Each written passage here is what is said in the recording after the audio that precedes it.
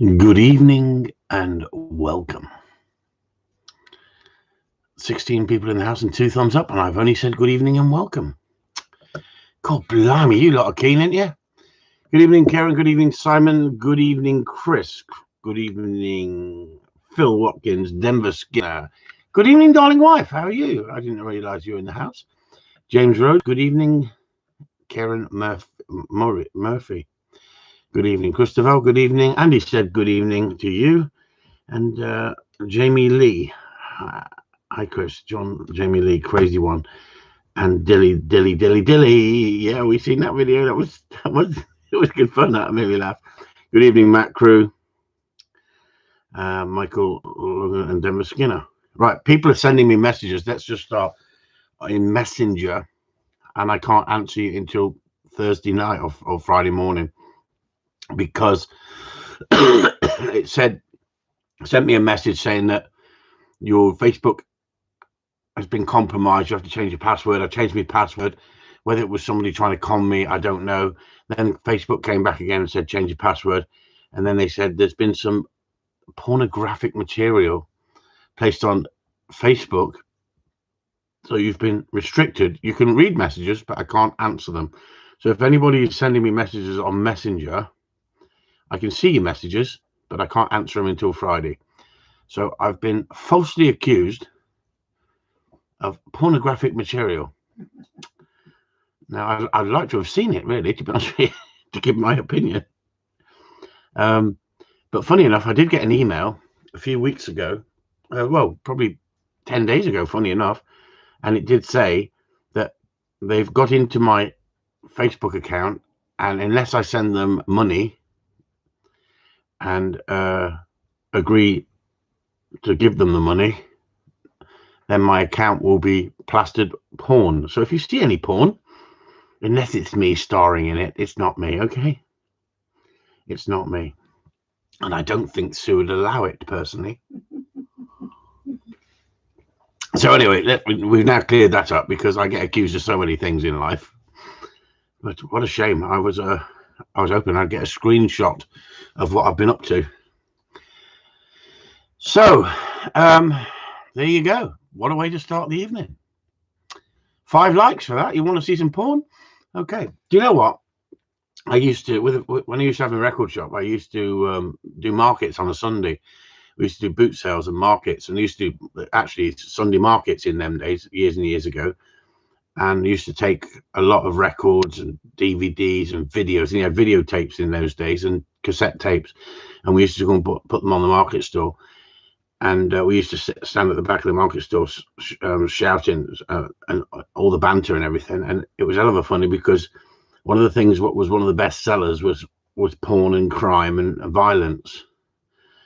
So violence, crime, and one of the best sellers we ever had was Sound of Music, because that's got violence in it. It's got nuns, it's got Germans, it's got kids.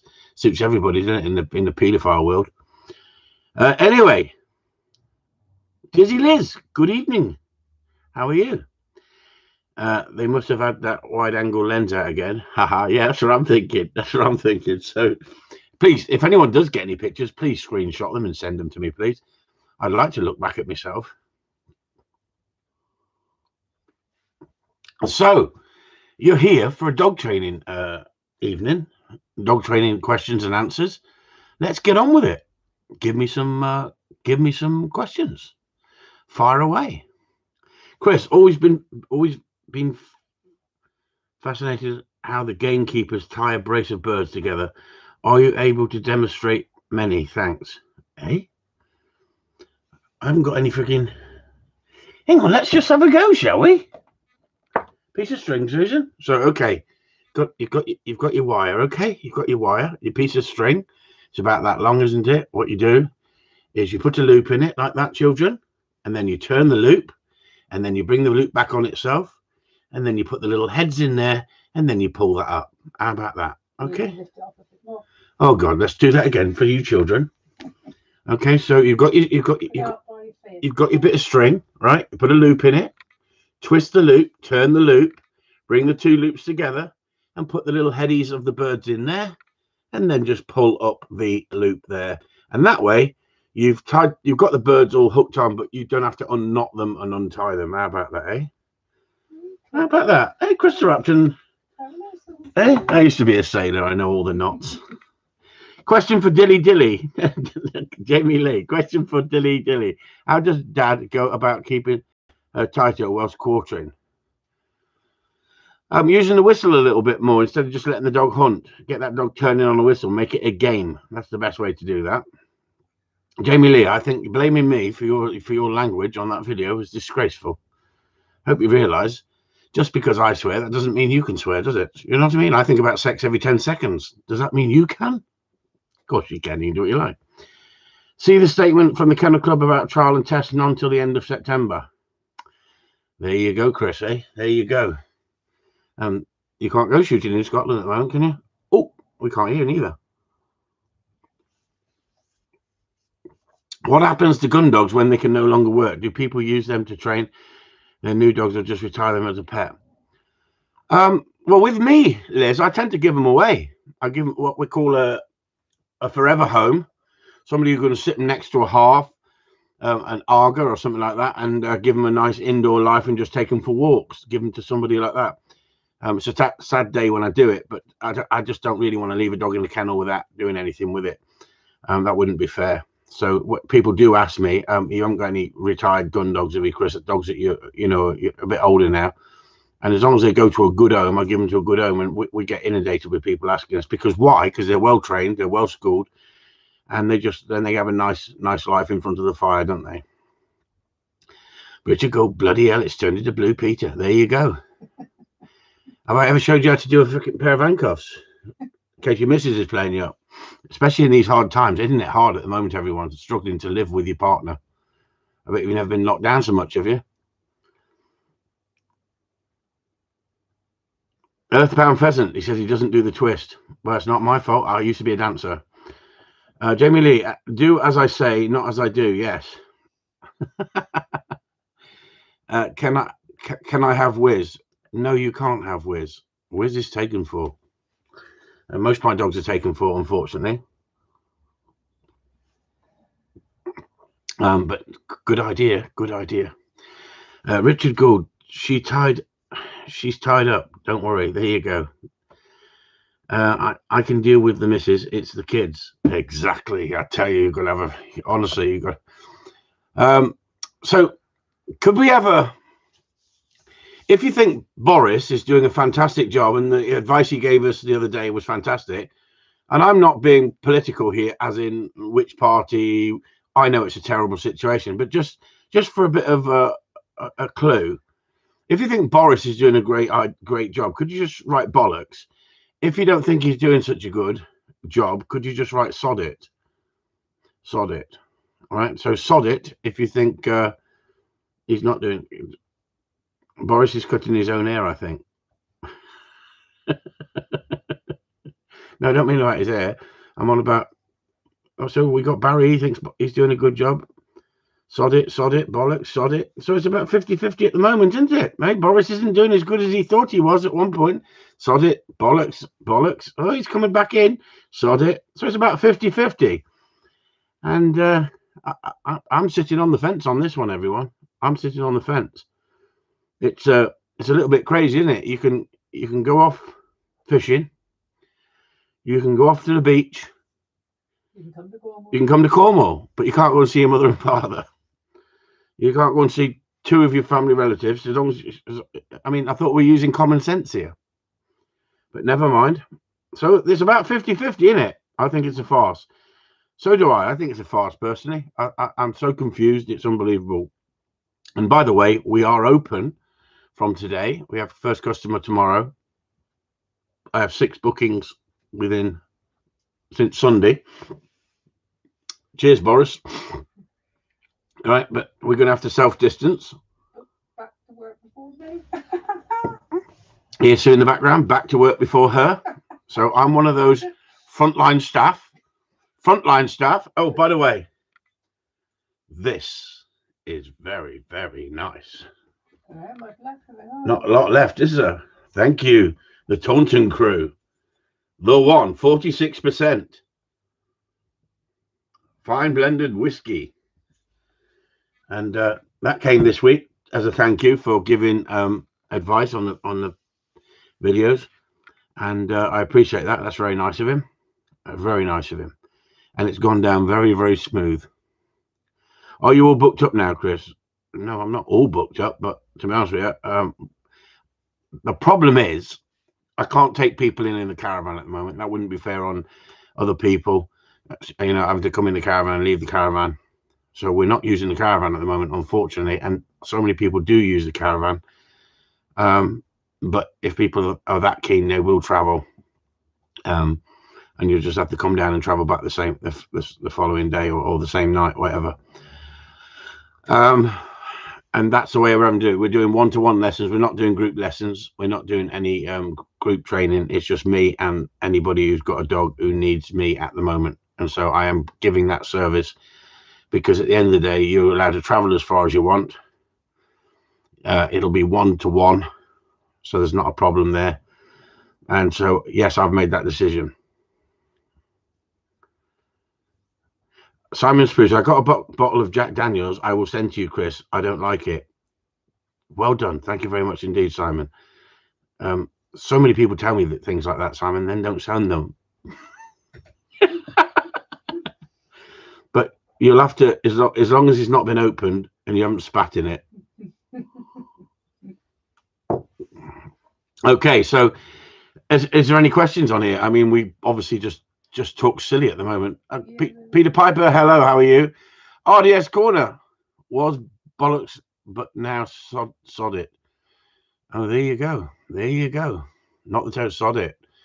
Yeah, I tell you, he's losing a bit of his charisma, isn't he, old Boris? I don't think he's a Churchill, is he? But anyway, less of the political crap. He's doing it for the economy, Sue says. Honestly, she's become like the media. I don't need to turn anything on the telly anymore. She knows it all because she reads it off the internet. Honestly. You got a question from Mike Bird. Mike Bird, Pup has lots of drive, retrieving, going well, but anything in the air, a bird in the distance, and the pup just fixates on it, and it drives me nuts. Take no notice of it, Mike. They'll grow out of it. Even let them chase it, and they'll realize they can't chase it, they can't do anything with it, and they'll just learn to get on with it. The more you make out of it, the more you cause a problem. That's what I do on there. So come on, any questions? We can talk about anything you like. Come on. Yeah, Ian Gore, what would you do with a really soft mouth dog that keeps dropping it? Keeps it's eat. Yes. Keeps dropping it because of a light grip. Ian, give the dog something lighter. I mean, are you using the squirrel skin? Yeah, are you using the squirrel skin? Just keep doing it with the squirrel skin. Don't throw it out so far. Just throw it out 10 feet and watch the dog come back in it that way.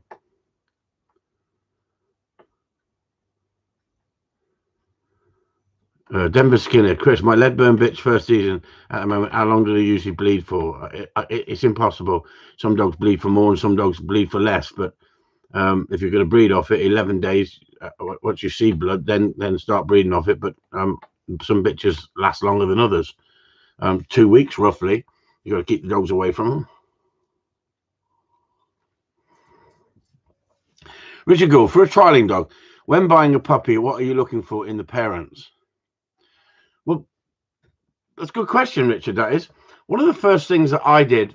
I looked for consistency in the sire because there's plenty of sires out there of field trial champions, and they've been made up to field trial champions because the people who own them and the people they know.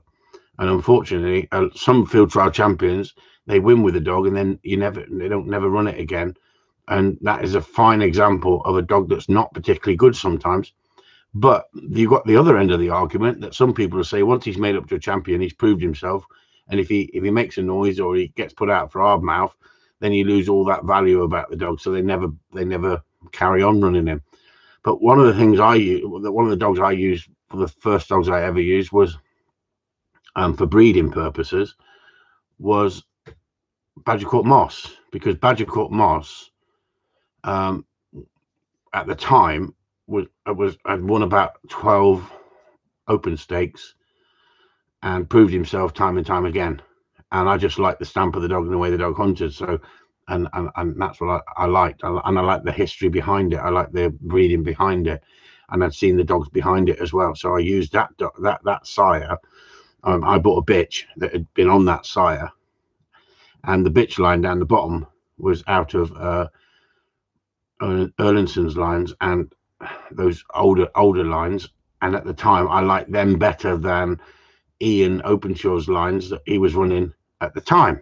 They were more grassy, more the Ritex lines that he was running, and so I used a line that suited me, what I actually liked in watching the appearance of the dog hunting and how they hunted. So from that's where I started my own foundation line. So technically I had consistency. So I was looking for a dog and a bitch that was consistent in competition, and that's why I went down that road. So good question. That's the way I went. Heavier dummy. Yeah, well, stick with the lighter dummy, and then put a rabbit skin on the heavier dummy and see if the dog will then drop it, because you'll find that they'll have a more tendency to hold on to something like that. But just build it up, Ian. I would like to say, Chris, Patreon is moving up a level lately. Some nice video voiceover films of old and new stuff. I'm doing my best, Giles. I'm trying to mix it up to give everybody a chance, because some of my customers who've been with me for a long time have seen some of those videos. But as we get back into customers coming here, we'll be doing new videos, hopefully, and we'll be putting them up. But I've still got thousands to go through. It's just taking so long to edit. Look at my eyes. I am so tired. Some days I'm up to 1, 2 or 3 o'clock in the morning, and other times I have a kip in the afternoon. Sue thinks I'm a lazy sod because I have a kip in the afternoon, but she don't realise that she can go all day and all night, because all she does is sit on the internet with her iPad working out how the world's going to end. She's become my oracle at the moment. Is that the right word, oracle? I'm glad you said oracle, not horrible. She's become me horrible. How long before your bitch whelps, Chris? 7 days. 7 days, and she's got a belly full. As long as everything's okay, but she's looking fine. She's pining for daddy. She's saying, "Daddy, I'm getting a bit big now, Daddy, but I love you, Daddy. I love you." And yeah, 7 days, and we haven't had a litter for what, a year and a half, isn't it, Sue? Oh, longer than that. 2 years, I think. 2 years. Barry E. Chris, the pup. Barry E. Chris, have the pup retrieving well and have tried on cold game with no issues. Should I go on to warm game now or not? What not worry for about 9 months as per video discussion last week. If you can shoot a rabbit, yeah. I mean, that's the only way you're going to go on to warm game, isn't it? If you can shoot a rabbit at the moment, so you could always do that, Barry, and see what the dog does, as long as the dog's got a nice soft mouth. Okay. Richard Gould, if you are not already full in training, how would you check for consistency? Hang on, it's all going up here rather fast. If you're not already fully in to trialing, how would you check for consistency, kennel club, or just start following breeders and check the pedigrees? Yeah, I mean, it's a good question, Richard, but at the end of the day, when we first started trialing, you get involved with people who are into competition. People talk, got videos of dogs, and we used to sit down. Well, we still do. We sit down and watch the championship videos. We look for a dog that excites you, a dog you like, and then you start asking around. And if you get in with the right people, then you'll start getting an understanding. I mean, I went to trials carrying game before I ran in trials. I didn't just turn up at a trial or a test and just wanted to enter my dog. I went there to watch what was going on. And then you start to run dogs in tests, and then you mix with people who are running dogs. It's a bit like what's his name? Dennis Wills. He used to come here training. He used to hang around with the field trial people and the test people, and thought he was something special. And then when he come here, he had a culture shock, and I gave him the truth, and he buckled down, and he tried, and he worked hard, and he got his dog to a good standard, and then started winning competition. Now he's up there with the film stars in his world, in his mind now, and that's the direction that people go. all of a sudden they don't want to know anybody who's not in the trialing world, because they walk around with cravats on as if like, oh, I'm a trialer, I'm a trialing man, I am. Well, great, well done. And it changes people sometimes, and other people it doesn't change. Other people are still the same people, but they like to run in competition as well as hang around with the same people. But once you start getting asked to carry game and judge, and you get, would you like to judge a test because you keep your head down, then it changes people's mindsets a little bit sometimes, and they go off in a different direction. And there's nothing wrong with that. There's nothing wrong with going off in a different direction. But I still hang around with people that are not trialing people that I used to train with, but vice versa. I don't hang around with the same amount of people in the trial world that I used to hang around with. So it's as simple as that. We all move on, we change. And I was only saying this the other, I think today on my Patreon site, that there's a picture of a little bitch with trophies there that she'd won, and I think she picked up about 36 awards. That was my first breed bitch that I bred with. That was a bitch called Kelmscott Belize, who I won with, and I won a test with her. I won a novice test, then I won an open test, then I ran in trials and won with her in trials. And there was an 8-panel judge, and I always remember what he said to me. He said to me, you want to think yourself so lucky that you've got such a wonderful bitch so early on in your trial career. And I turned around to him and I said to him, thanks for your advice, but I've got better at home. He said, well, we'll see, won't we? And anyway, I won that day with the bitch. He was judging it, and I won that day. And I made a speech, and perhaps the speech was a little bit. Perhaps I didn't think about it so much, but I was perhaps new to the sport in a way. I think it was about the 4th trial I'd run. I'd won test, and it was the 4th trial I ran in or something like that. And I said, thanks very much. After winning, I had to make a speech. And I've never been one to go up on stage and make speeches before. And so I had to go up on stage, and not on stage, I had to make a speech in front of everyone.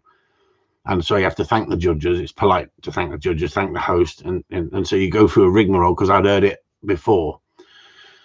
So I said, I thank the judges, and I'd like to thank the host, and thank the guns for shooting, and thanks everyone for turning up. It was a great day. I thoroughly enjoyed it. The nicest thing is I've got better at home.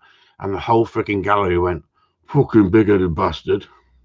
Not everybody in the gallery, but there was muttering in the gallery, and I thought, oh shit, perhaps I shouldn't have said that.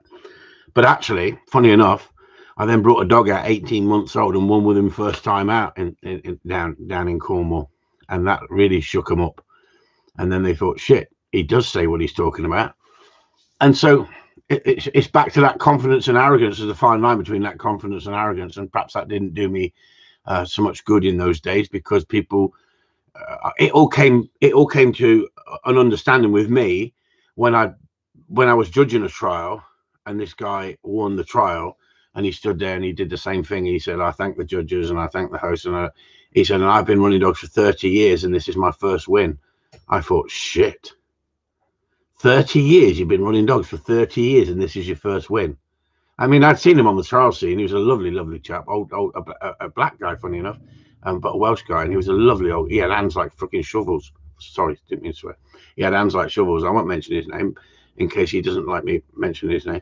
But he said in the speech, it's been 30 years I've been running dogs and this is my first win. And I thought, Jesus, that brought it home to me, how easy it was to me to win. I think I was on about my 5th or 6th dog of winning at that point. And I became a little bit obsessed with competition, that winning and competition was the only thing that was important in life. I'm not saying that I neglected my kids, but I neglected my business. I neglected my business chasing a dream. And I'm always grateful that Sue allowed me to do that, as in didn't get shitty with me, and she knew how much it meant to me. But I think I learned over the years that winning competition is not the be all and end all of life. It's as simple as that. And so, it just gives you a bit of insight into, I'm putting up stuff on Patreon for you to see these things, to show you that, we could become so obsessed and focused on training the dog, and it's addictive. I know it's addictive, and I'm just saying to everyone, always remember this. I went through a long period of time in the gun dog world, and I've seen so many relationships split up. and I've seen so many people, relationships fall apart because of obsessional behavior. And some people, once they get out there training, that is what they do. They do nothing but get into the training. So just be careful. Don't let it take over your life completely, because there's more to life than just dog work. That first award that I won, I think it was a test award, I thought, wow, this is fantastic. It just gave me a buzz. And then once you'd won a trial, that gives you a buzz. But then once you've won that, that made me hungry to win another one, another one, another one. And until you get further down the line and you've won so much, I've seen a top trialer rip up a certificate and put it in a bin. I won't mention his name. Put it in a bin and walk away in disgust because he thought he got turned over. If anybody else did that on a trial and you weren't one of the film stars, you'd be banned for 2 years. You'd be banned. And so you should, because really it's ungentlemanly conduct. But some people can get away with it, some people can't get away with it. And at the end of the day, I've always been a good sportsman. Always been a good sportsman. The only thing I've ever did if I got turned over is I wouldn't go over and shake the judge's hands. I'd go and shake the winner's hand, who won the trial, but I'd never go and shake, because it's not their fault. But I'd never shake the judge's hand. That was my way of saying you're a bent bastard, right? That was the only protest I ever used to give. I never ever went public with anything like that until later on, after I'd finished trialing and walked away from it, more or less. So that just give you an idea. Don't just because the passion's there with the dog. It's great to have an interest. It's great to have a sport, but don't let it take over your life, because it changes you as a person if you're not careful. I mean, my darling wife could come over and give you some insight into that if she wanted to, but I know she won't.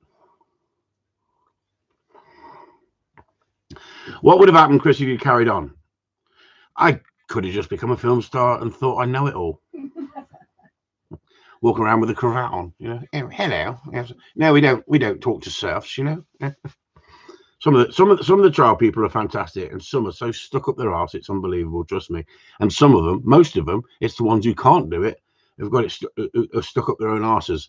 That's the problem. It's the ones who have to use other people to get to where they've got, are normally the ones that walk around with the cravats on and freaking, hello, darling, how are you doing, darling? So anyway, that gives you a bit of insight into that, because I tell you what, like Liz says, lovely words. She wrote some lovely words this week about being at home and being healthy and enjoying being with them and being with the dogs, because like Liz says, since I came out of the womb, I've been working. My parents were money orientated, business orientated, and business came first and family didn't. And perhaps that made me the person I am today, that I realized that chasing dreams is not always the most important thing in life. I think you need goals, but you can tell you're a good sportsman. You like rugby. I used to love rugby. The harder it was, the better it was, Richard, trust me. And I was a pretty winger. You wouldn't believe it, would you? I was a pretty boy on the wing. You wouldn't believe it. Everyone's laughing now. Stop it, you lot. How's that dopey-eyed mutt doing? Frickin' don't talk to me about that dopey-eyed mutt, Jay. Jay, we're traveling now with that dopey-eyed mutt, and that dopey-eyed mutt still wants to piss on concrete. The bugger. Just finished work for the day. Okay, so how long did you trial before you realized it was a lot? It was a lot of who you are. Good question, Odd. Yes, 10 years. 10 years. I did trialing for 10 years and didn't get nobbled for the first 10 years, and then the jealousy steps in, because you're now taking business away from all the old school. None of the new school can get in there and make any money, because it's all about money. It's all about money, and then they go after you. Once they go after you, I mean, you either got a choice. You can either stand there arguing with them and fighting with them, but no one's gonna bully me. As simple as that. I have to go.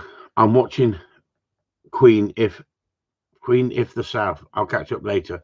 Take it easy, Liz. Thanks a lot. That's Penny, that is. Dizzy Liz, look. Dizzy Liz. Liz, I don't know why I call Liz. It's Penny. See? Penny Lane. Everyone remember Penny Lane? Bye, Penny. Oh, Richard Gould. Honestly, you bloody creep. A bloody rose.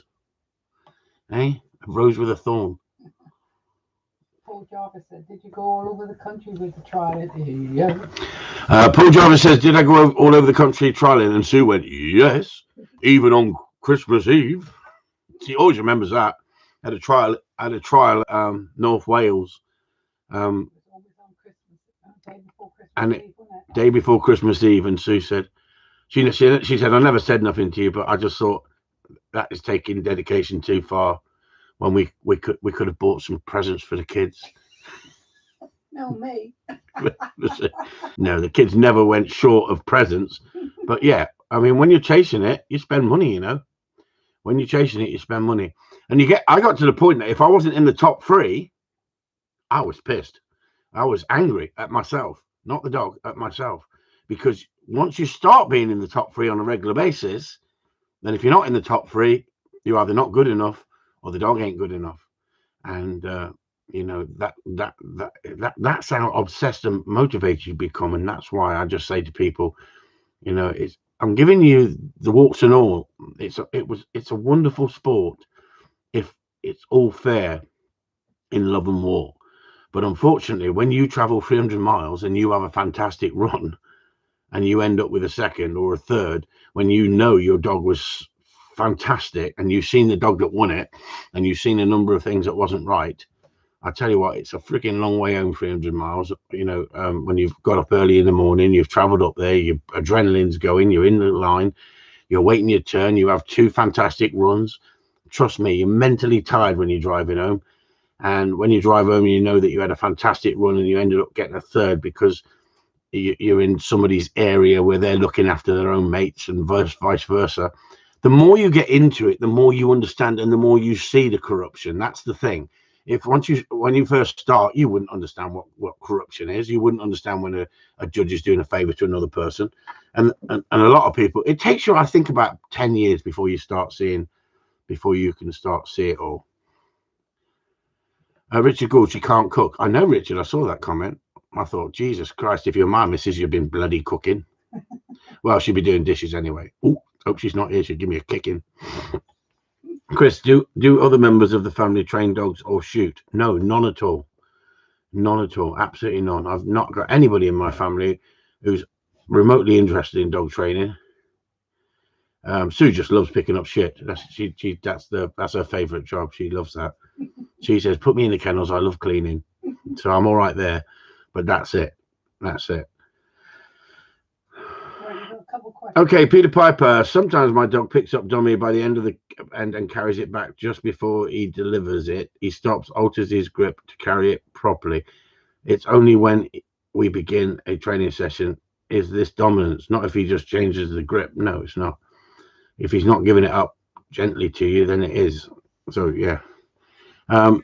Okay, so come on, Susan. Where now? You've got I've missed it now. She's missed. Alan Hurd, what age do you start directional work with a lab? Mine is 14 months. Well, that's a good question, Alan. 14 months old, I'd start doing a bit of directional work with the dog. If the dog is walking to heel nicely, and you can throw a dummy from your heeling position and send the dog when you tell the dog, and you can sit the dog at 14 months old. I want the lab sitting now, and so you've got that control on the dog. I'd be putting the dog out 30 feet in front of me and doing left and rights. So directional work, that's left and rights. And I'd be teaching the dog to run a straight line. So with a Labrador, I'd always put the retrieve at the furthest point in the field and always bring the dog back and increase it till you can send the dog the full length. I wouldn't be dropping the retrieve 20 feet out, 30 feet out and sending the dog back for it. Once you start real directional work, it's different when they're youngsters. You can do all the sort of close quarter stuff, but once you get into that, pushing the dog back that long distance, you start at the back of the field, or a wall or a fence at the back of the field, and you drop the dummy there every time, and you just keep coming back 30 feet, 60 feet, 120 feet, 120 feet, whatever you want, and let's build it up and keep sending the dog down that line. I use a lot of straight lines, but there gets to a point where you've just got to get into the field and line that dog up. So when you're doing directional work, that's when I start using hand instead of just throwing it out and saying, get out. Another one anyway. Did you win more with bitches or dogs? I won more with dogs, Andy. I won more with dogs than I did bitches, but bitches come in season. You can have pups off bitches, and I did have pups off my winning bitches, but I mixed them with my winning dogs as well. So I used a lot of my own lines, and as you know, Andy, when you go back down through my lines, it's a lot of breeding, a lot of line breeding, but very careful, bringing in an outcross at the right time and looking for an outcross that is good. It was good. Okay. You've got also John Griffins. Hi, Chris. I've got a 7-month-old cocker. Has started barking when he gets excited. Will he grow out of it? Not always, John. Sue's just said you've got a 7-month-old cocker.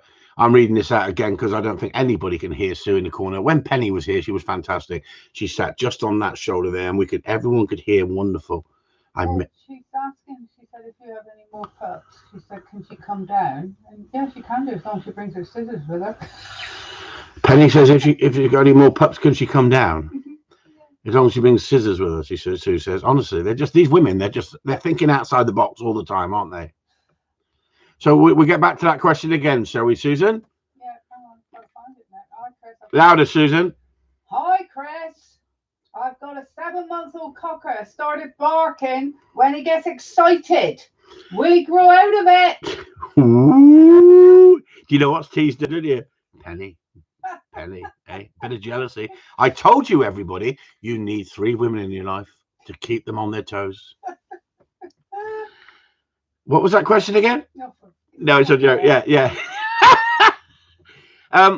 It's one of them things that, you can quieten the dog down sometimes if you've created it, but at the end of the day, 7 months old, perhaps you're doing too much with the dog, but there is noise in the cockers. It's simple as that, unfortunately.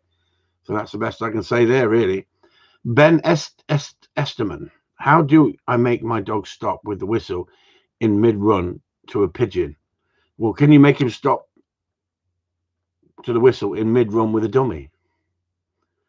If you're using live pigeon, the prey value is a lot higher than the dummy. If you built up drive with the dummy first and then put the stop on the dog, and the dog wants to run in the dummy, and you give the dog the correction for not running in on the dummy, then guess what? He won't run in a pigeon.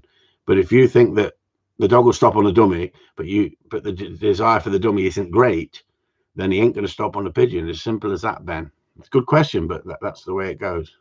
There's another one as well. Bottle of whiskey for a pup. Yeah, it'll have to be a good bottle, Paul Jarvis. Okay, there's some good whiskey out there.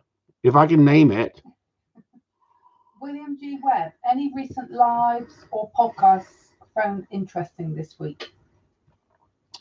Do you know what, William G. Webb? It's a bit quieter this week for live interesting podcasts this week, to be honest with you.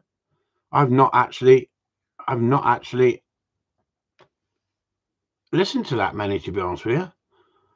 I did listen to the Chris Fraze one this week. That was quite good. I thought he made some good sense with what he was saying. The thing is, a few of these people are going over to Patreon because they realise that they're just giving too much away on the internet without having to earn, and they're not earning a living, but they're sitting on the internet all the time giving out advice. And so some of these guys, if I'm not saying gun dog trainers, anybody who's got gun dogs, because I specialize in gun dogs, but I watch Chris Fraze because he talks a lot of sense and he says it the way it is. And at the end of the day, it's not my area of dog trainer, as in bite work, but he still sorts out lots of pet dogs the same as I could. But the difference is I specialize in my area, he specialized in his area, and that's where we are. But a good dog trainer can simply watch another trainer talk and know straight away he knows what he's talking about. It's as simple as that. He doesn't need to watch his dog's work, but watching the dog's work and watching the guy work as well shows he knows what he's talking about. And so, there's different people out there. Can't afford one with the wife I've got. There you go. Peter Taylor, has that bitch had her pups yet? Chris, I thought, Peter, where have you been? We've already talked about it. No, she's not. She's 7 days away. Paul Jarvis, glad you're back open for business. Medication, whiskey, and gin will be good for your mental health. Yeah, it needs to be. It needs to be. So Peter Piper, sometimes my dog picks up a dummy by the end and carries it back just before. No, we haven't. Before he delivers it, stops and alters it. That's it, because he picks it up by the end. We've done that one, but yeah, he picks it up by the end. Don't worry about that. That's not dominance. No, Peter Piper. That's not dominance. Okay. Chris, do you other? Oh, no, I don't remember. Sorry, go on, Susan, please. Adam, Nice and loud. Hard's Corner. Did giving up trialing allow you to become a better trainer as you had time to study all the problems? Bloody hell, that's a bloody good question. Did giving up trialing allow you to become a better trainer as had time to study all the problems? Yes, and I made a comment a couple of years ago that I'm a better trainer than Ian Openshaw, and frigging everybody attacked me, and I went with problem dogs. Why? Because Ian will tell you to get rid of it and buy this one. At the end of the day, I learned a long time ago, there's a lot of people out there who never ever will get to the stage of a top trial man or woman. They will not, no matter how much they do it, no matter how much they try, they won't get there. They just haven't got the ability. Some people seem to have that ability and some people don't. Some people get lucky with the odd dog, but you might go through life, like I said, that guy explaining that he won one in the first trial in 30 years. Jesus Christ, would you carry on traveling around the country? Well, perhaps if he was loving it and it meant that much to him, getting a certificate of merit and turning up and being friendly with everyone, then fine. But I wasn't it was a shop window to me. I was a bit of a party animal. If I wasn't winning, it didn't drive me. I wanted to win. Winning was the important thing. So going back to Adam's question, RDS Corner, did giving up trialing allow you to become a better trainer as you had time to study all problems? What it did is, because of the corruption in the trial world, and now they stitched me up down in the Southwest, all my business just dried up. All my competition work, my training people's competition dogs that I used to train them for people who was working and just wanted to run dogs in competition and do well up and down the country, and I was doing that for people, that dried up because they were saying that I was corrupt and I was a troublemaker and I was this and all of that. And it took me 10 years, well, 5 years to clear me a good name. I got a 10-year ban for all the lies and slander they put up, but I got my name cleared in the end, and I had it investigated and got it cleared. So going back to exactly why I'm going to giving you that spiel about this is what it made me do. It made me take in people's problem dogs. It made me take in average shooting people's dogs or trialing people's dogs that had messed up. And then I had to learn how to get over those problems. And to be honest with you, at first, because of the way I'd come through the training programs from when I first started, from old school and watching some old school, we were using firm discipline, without a doubt, more of the Keeler method than in today's training. And that's where you will never forget those days, but we've moved forward, and we've moved forward for the right reasons. We've moved forward because we have got more understanding, more knowledge, and we understand when to give discipline and not give discipline as much as we used to. So it used to be bash it out of them, smash it out of them, if you want to say that, to be honest. It used to be so dominant on the dog would fear being so forceful, being so dominant, being so naughty. And it worked. There's no getting around it. It works. But do you get the best dog? No, you don't. You get a dog that is doing it because it fears the consequences. And that isn't how to get the best out of a dog. So I'm being totally honest with you guys. You know, it was one of the best things that could have happened to me. But it's the same situation as the Peter Kane and the virus situation at the moment, isn't it? I didn't want it to happen the way it happened with YouTube and lose 5,500 videos. But at the end of the day, it's actually worked in my favor because it's given me an income that I wouldn't have because the calendar was dead quiet for 7 weeks. Simple as that. So not in life, you don't look at everything as a negative when things happen to you. Sometimes look at it and think, well, it helped me in some way. So going back again to Adam's question, it made me get off my arse and sort to work out how to train dogs. And it made me a better trainer because I'd learned and mastered how to get the best out of the dog, and it get better and better, and more and more dogs you work with, the more knowledge you pick up. If you could say, have you worked with 1,000 dogs, Chris? I'd have to say to you, I don't know. I've worked with over 1,000 dogs, I'm sure of it. But I've not got a tally of every dog I've worked with. But I would say more in the 2,000 dogs that I've trained for people or with people, maybe 3,000. It could easily be that, couldn't it, Sue? Yeah. As in numbers. Yeah. Good. I mean, when I go back and look at the dogs I've had, they're in their hundreds. When I look at my breeding of my Corleone breeding, you look on the Kennel Club and you see how much breeding we've done over the years. It's amazing. It's amazing where 30 years goes. It's absolutely amazing. And so even when that hate campaigner lied and did what she did to me, it made me a better trainer again, because it made me go out there and question myself with all the hate and all the people turning against me. It made me go out there and look for that holy grail of the perfect way of training dogs. And I've spoke about people I like, and I've spoke about people like Larry Crone, and I've spoke about him and how he's helped me with the e-collars and understand a bit more. And I appreciate that and that.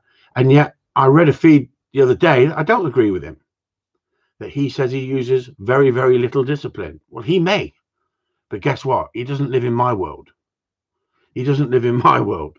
And so if you've got nothing but dog after dog after dog that's coming to you and it's taken over, and sometimes you have to use discipline, you have to use correction, but it's knowing how to use correction and when to use correction. And it's going back to that old story, isn't it?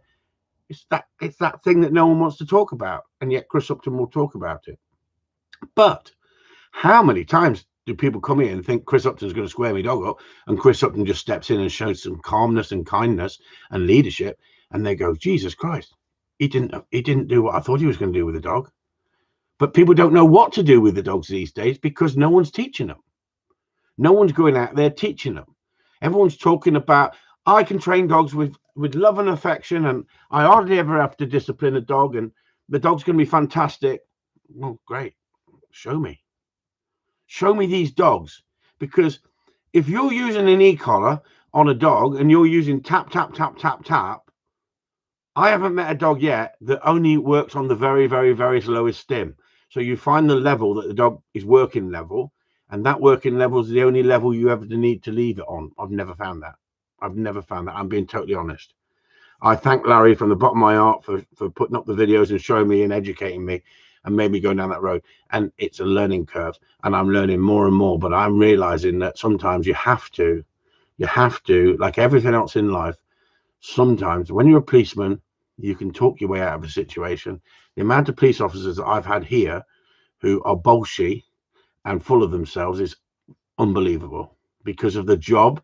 And have they been institutionalized? And you know what I mean when I say institutionalized? You know, it's the same as if you're going to prisons and you're in and out of prison all your life. Have you been institutionalized and you're that sort of person? You're a harder person. You've had to learn to stand up for yourself, and you're that way inclined. And the same scenario. But I have had some policemen here who are absolutely wonderful, and I love talking to people. And then those police officers that I really liked, they would tell you they didn't have to get the truncheon out, or they didn't have to get the pepper spray out, and they never used to have to use violence all the way through their police career to get what they got. They didn't look for confrontation. If it came, they talked it down. That is a cleverer person than the person going in and using violence all the time. And yet I know police officers who have been here and trained here who would only go in with violence and love it. Why? Because they got power, and power goes to their head, and they can give you a kicking, but if you turn around and give them a kicking, you're going to do 5 years inside. So it's the same scenario. If you think about it, everybody, it's the same scenario with dog training. Anybody can smash a dog into obedience. Anybody, right? As long as you're hard enough. And when I say hard enough, as long as you're willing to go up to that level of giving that dog that discipline, because some dogs will fight back. Some dogs will fight back until you have to not break them, but you have to knock them back so far that they fear fighting back. And that's why it's so important to me to educate you people and say, you want to get the dog to want to please and want to be with you rather than forcing it to be with you. And that is why that 95% of fun-based training is so important. Could I take Could I take Jay's dog, Dougie, and smash him into obedience? Yes, I could. Will I? No way. I'm not willing to ruin the character of the dog to get what Jay wants in a short period of time. Jay needs to look for another trainer if that's the case. What I'm going to do is get the best out of the dog in the kindest, most considerate way I can. And as I've got older, I've become more tolerant. And one of the things that I can honestly say is years ago, I didn't suffer fools gladly. If I was on the trial scene and there's a freaking idiot on there, I just tell him an idiot and walk away. Perhaps it didn't do me any good and do me any favors. Look, Sue's laughing in the background. I just don't like idiots. I don't like Billy bullshitters. Well, perhaps I should have smiled at him a bit more. Hello, darling. Lovely to see you. Love to see that. Yeah, but that's not me. And so we're all different, aren't we? And so I got to honestly say to you guys that I am so lucky to have those dogs, that they've taught me so much. I'm so lucky to have an animal that can't speak to you. You have to learn to read them. Wouldn't that be fantastic if our wives were like that? In your dreams, dear, in your dreams. Hey, wouldn't it be fantastic if husbands and wives couldn't talk to each other and they had to communicate with movement? We actually do communicate. We don't actually speak, but you can tell by our expressions what we want. See this? I'm now getting a freaking lecture on a dog training freaking forum about how my wife controls me. And I thought I was in control. In your dreams, dear. Karen Murphy asks, it's a good question. Is there a dog age limit on trialing? No, there's not. There's not. I've known people turn up with a trial dog at 12 months old, with a dog at 12 months old. And like I was going back on about Badger Court Moss, field trial champion Badger Court Moss, he was running at the age of 12 and still running in trials. So there you go, everybody. There's a couple of questions we've got here. Some trash the spirit out of the dog and break it. Yes, they do. Ben Eastman, how do I train my dog to go left and go right and in and out hand signals? When she's sent out, she runs all over the place, sniffing the dummy, but she does find the retrieve back. But that's the way you've trained it, Ben. You've created that problem, and that's why I say to people, if you watch my videos on Patreon and you learn how to train a dog, and we were having this same discussion with someone on there the other day, that you're creating your Labrador to turn it into a Spaniel by getting it to drop his head and hunt. And unless that's what you really want to do, that's not what you want to do with a competition dog. And if you want to run that dog in competition, you want that dog to be able to mark, get to the fall, and hold the area rather than running around the field. So it's all down to training, Ben. It's not as simple as I can explain that on here. If you carry on watching my videos, you'll learn everything you need to learn about dog training in that way. Richard Gould, wise words, sir. Thank you very much indeed, Richard. He also, Chris DeBell asked as well. Chris, Paul Jarvis, well said, Chris. She's off again in the background, but she's got to speak up, everyone, doesn't she? Because you can't hear it. I'm having to get second-hand news, then I have to read it out again. I bet they can. Come on, then. Chris DeBell, have you got any time frame for your caravan to open for full day training, or still waiting for further guidance from Boris? Yes, we are. We have got to be waiting for further guidance by Boris. As soon as he said you can bring a tent, you can bring a tent to the backfield if you want. If you've got a camper van or a caravan, you want to come and use that, then I haven't got no problem with that. But guess what? You're supposed to come here and then travel home in the day, aren't you? And so if people see people here staying in a caravan overnight, they're going to be freaking complaining, aren't they? So I just can't do it. And for the safety of the public, until we find out more guidance, we're just having to do one-to-one. At least I'm open for people with problem dogs. And that's what I'm saying. Richard Gould's leaving. Look, he's off. He's left. He's obviously on a promise tonight. Look, great chat tonight from everyone. Good night, bollocks. He's gone. He's freaking left the auditorium. And he's Get her a microphone. Paul Jarvis, don't freaking give any ideas like that.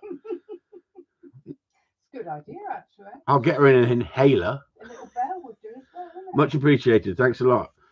Robert Jeffrey says, it's a question from Chris. my dog shows a little dominance. He especially tries to be dominant with other dogs when he's free running, exercising. Is there any way to stop this type of behaviour? Robert Jeffrey, Chris, my little dog. Here we go again. Look, because I don't know if you can hear that, everyone. Because when I listen back to it, sometimes I don't hear it. Chris, my dog shows a little dominance. He especially tries to be dominant with other dogs when he is free running, exercising. Is there any way you can stop it?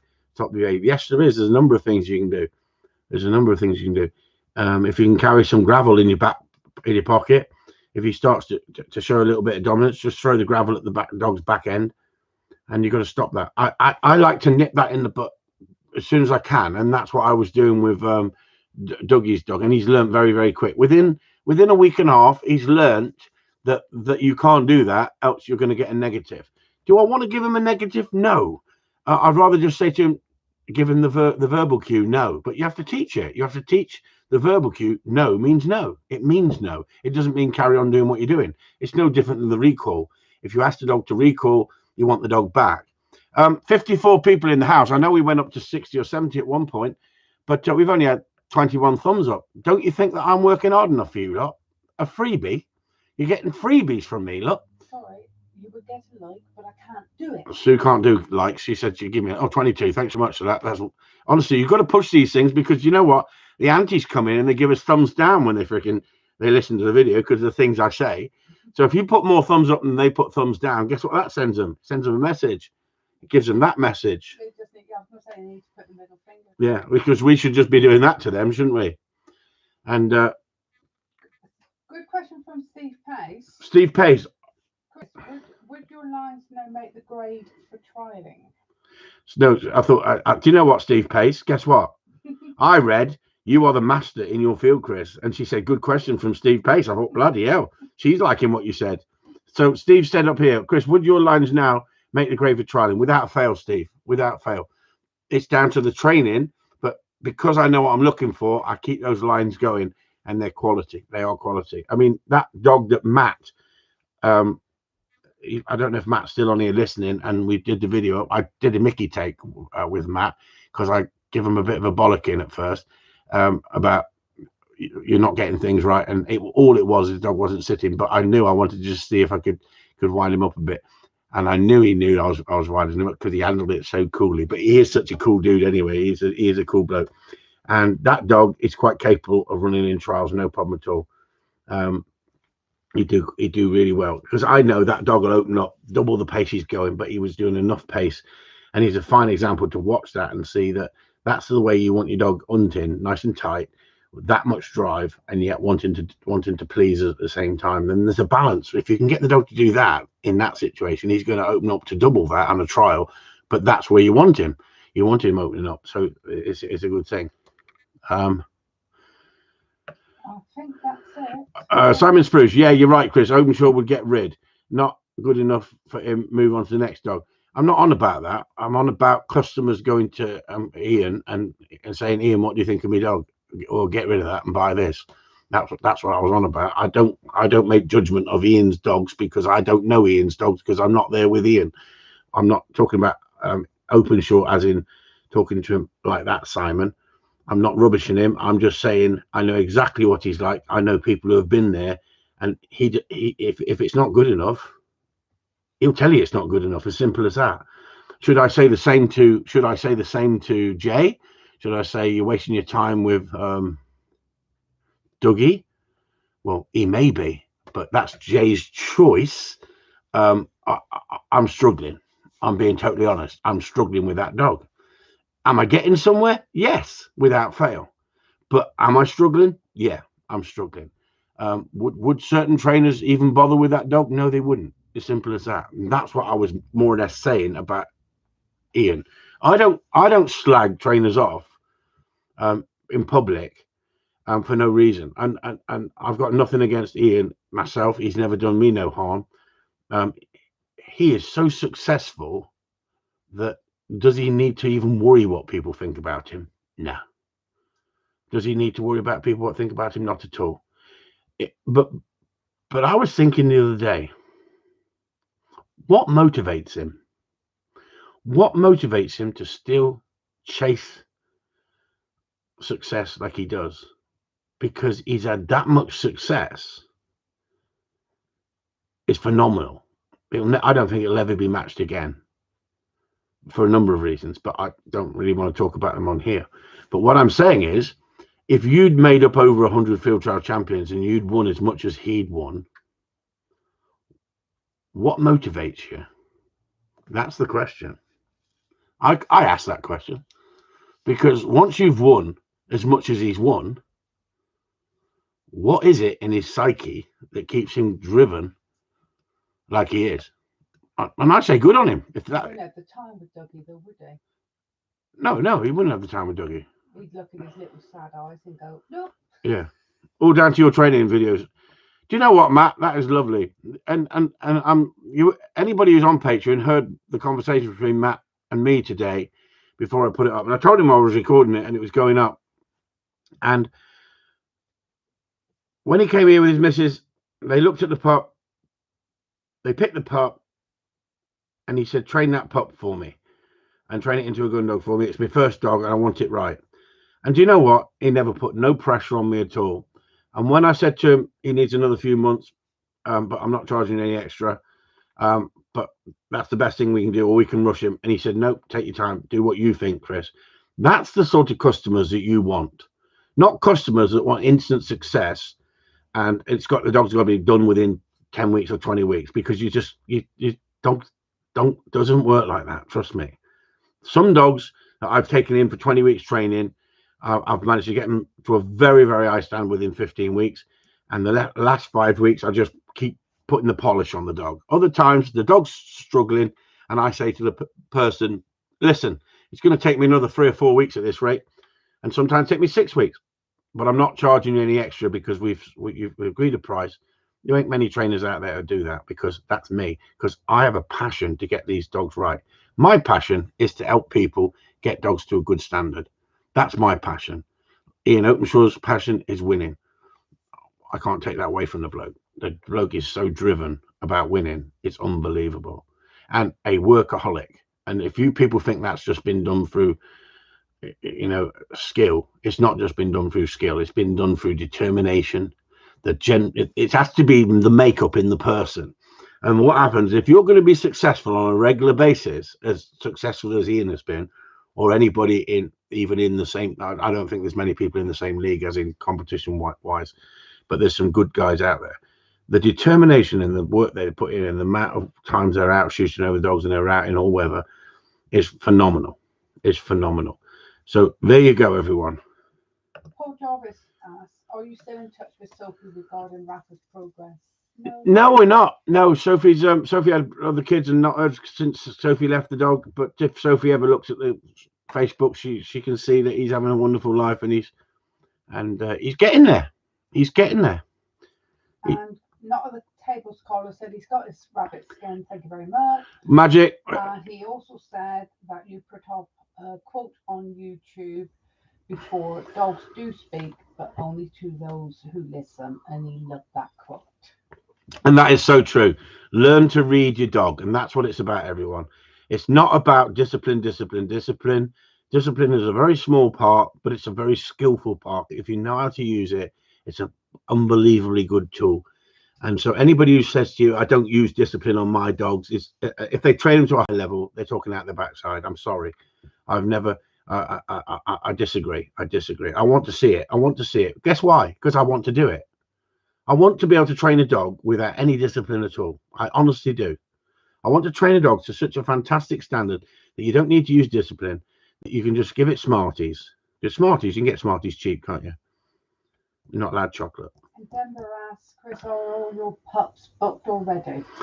No, I don't know how many pups I've got. I've got some pups booked, but I don't know. I don't even think about it until they're 8 weeks of age, because some pups make it, some pups don't make it. I'm a strong believer in letting the strong survive. I let the bitch get on with it, I don't nanny them, and that way you get a better pups. And then the other side of it is, it's so important. I listened to a American trainer, gun dog trainer, that is very, very, very popular in America. I won't mention his name in case he doesn't want me to mention this, but I listened to a thing he was talking about the other day, and he was saying one of the most important things when you go and decide to buy a puppy, go and buy it from a trainer who takes it out and humanizes it way before you pick it up at 8 weeks of age. Any dogs that are kept in cages and back sheds and just brought out and handed to you, their socialization is so important in those few early weeks of being with everyone. And if you watch my videos and you see me with puppies and how much time I put into puppies when we have a litter and how much time I spend with them every day, bringing them on once the bitch has finished feeding them and I take over, my 2 to 3 weeks before they go to the new homes is taken up mothering them, playing games with them, socializing them, humanizing them. That then you get such a foundation. And like Larry Crone says, at the point you take them home and what you start doing with them in the home or within the kennel, you start to change the mindset of that dog again. And they are like little sponges. They soak it up and they will remember things so much at that young age that if you start using discipline or correction or no stimulation at all with them, no humanization with them, then they don't never get over it in the same way. So those early learning is so important, but that early learning doesn't mean it has to be training. It can just be socialization. It can be being with those dogs, and that's so important. And I think that's the same as when you take a child. If it's a single child and it's kept at home and it doesn't go to nursery school, then when it goes up to the next school, when it goes to junior school for the first time, it doesn't know how to cope with it. So that socialization interaction with nursery school and getting them out into nursery school at a young age, I think is an important factor. Do you, Sue, or not? Definitely. So Sue thinks the same thing, and she's been mother. I've only been daddy. At the end of the day, I think puppies are exactly the same as humans in that situation. Those early learning is so important, and the environment you come from makes a hell of a difference. And so there you go, everyone. You've had an hour and 6 minutes, 6 minutes and 51 over. So I'm not answering any more questions. Take care, Simon. Simon, take care, Simon from Karen. There you go. So let's have a bollocks from everyone. Well done, Chris and Sue. Another great night. Thank you very much indeed. Hope you enjoyed that, everybody. I'm finding it brilliant now with Jack. I can reading him now, and he is working. He is more or less tells me there is a bird in flush. There you go, Peter Taylor. That's what it comes down to. When your dog and you start working as a partnership, it's because the dog's reading you and you're reading the dog. And that's what this is all about, everyone. So thanks very much indeed for signing in and coming in and seeing Chris Upton in his silly little world down in sunny Cornwall. Be safe, everybody, and a bollocks to you all. And if I've missed any of your questions, I'm sorry tonight. I have been rambling a little bit, but I came on here tonight and I thought, what the bloody am I going to talk about tonight? But it seems to work, doesn't it? So as long as you're enjoying it, we'll carry on. Only 28 thumbs up, you tight Barcelonian bargain hunters. Honestly, I've never met such a tight 28. Look at that. We got an extra one there. Every time I say something negative about you lot, you stick another thumbs up. But anyway, good night, everyone. Chris Upton signing off. Take it easy. Be safe.